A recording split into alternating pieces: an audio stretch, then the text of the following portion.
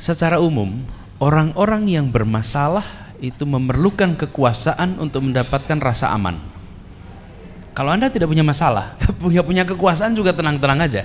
Tapi kalau Anda punya masalah, dan masalahnya itu dibuat karena dulu berkuasa, maka dia akan selalu membutuhkan kekuasaan untuk mendapatkan rasa aman.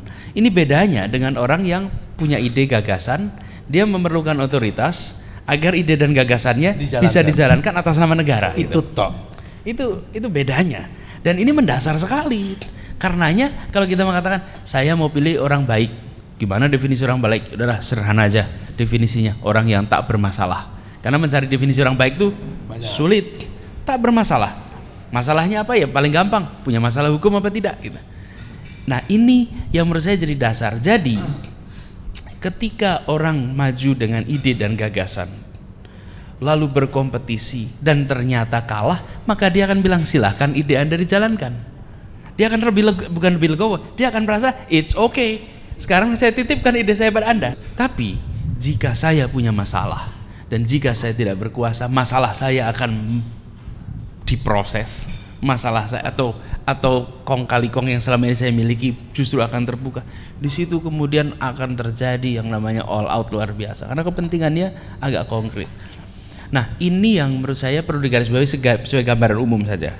Tapi yang kedua adalah soal kedewasaan dalam berdemokrasi. Kalau kita paham proses demokratis dan berkali-kali menjalaninya, saya rasa mudah kok. Jadi ketika misalnya keluar hasil tanggal 9 juga sebenarnya kita sudah tahu kok siapa menang tanggal 9 itu. Hanya kalau tapi kan itu quick count, belum real count. Ya nggak apa-apa. Kalau tidak percaya dengan sampel, jangan periksa darah lagi di lab. Karena laboratorium itu kalau periksa hanya satu tetes darah.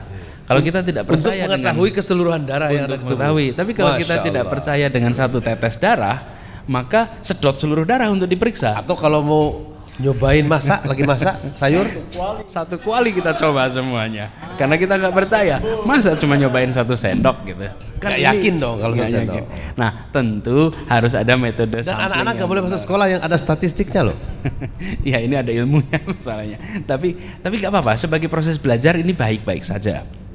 Cuman kalau seseorang memutuskan terlibat dalam proses demokratis, saya rasa dia harus memiliki kesadaran bahwa demokrasi itu punya value, punya nilai, ada proses dan ada akhir.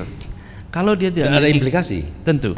Kalau dia tidak memiliki kedewasaan untuk berdemokrasi itu, maka nggak ada batasnya dalam berbeda. Coba pertandingan sepak bola, maka 90 menit selesai minta diperpanjang terus. Tambah 45 menit, tambah 40 menit, tambah 40 menit. Kenapa? Yang penting saya menang gitu. Kita juga tidak boleh mengasumsikan semuanya sempurna. Kita harus akui, tidak bisa semua sempurna. Hanya saja kita sering merasa Indonesia ini penuh dengan ketidakteraturan.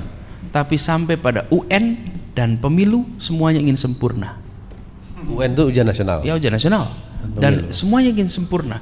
Padahal kalau kita di jalanan penuh dengan masalah. Maksud saya begini, kalau ada problem yang memang muncul sistematik